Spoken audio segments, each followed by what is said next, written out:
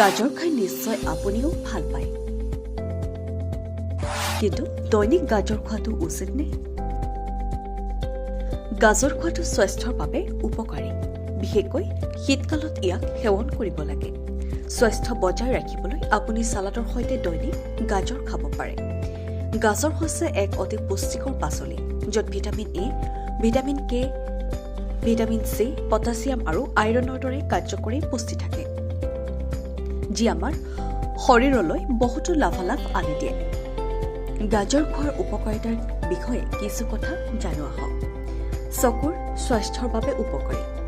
গাজৰ চকুৰ বাবে যথেষ্ট উপকাৰী। দৈনিক চালাডৰ সৈতে গাজৰ খোৱাটোৱে দৃষ্টিশক্তি বৃদ্ধি কৰে।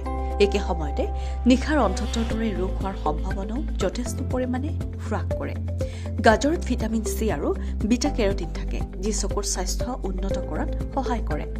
পেটৰ স্বাস্থ্যৰ বাবে গাজৰে পেটৰ বহুতো সমস্যা হ্ৰাস কৰাত উপকৃত হয়।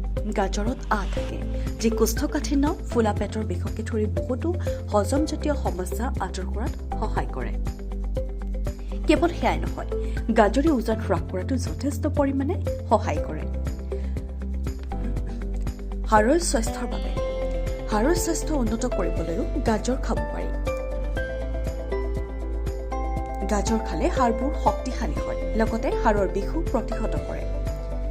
দৰাচলতে গাজৰত কেলছিয়াম আৰু পটাছিয়াম থাকে, যি হাড় শক্তিশালী কৰাত যথেষ্ট সহায় কৰে। মুখৰ স্বাস্থ্যৰ বাবেও যথেষ্ট উপকাৰী গাজৰ। মুখৰ স্বাস্থ্য উন্নত কৰিবলৈ আপুনি দৈনিক গাজৰ সেৱন কৰিব পাৰে। গাজৰ ভিটামিন এ সমৃদ্ধ, যি মুখৰ স্বাস্থ্য উন্নত কৰাত যথেষ্ট সহায় কৰে।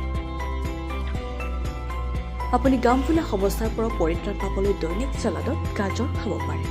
News extra report, NDTV।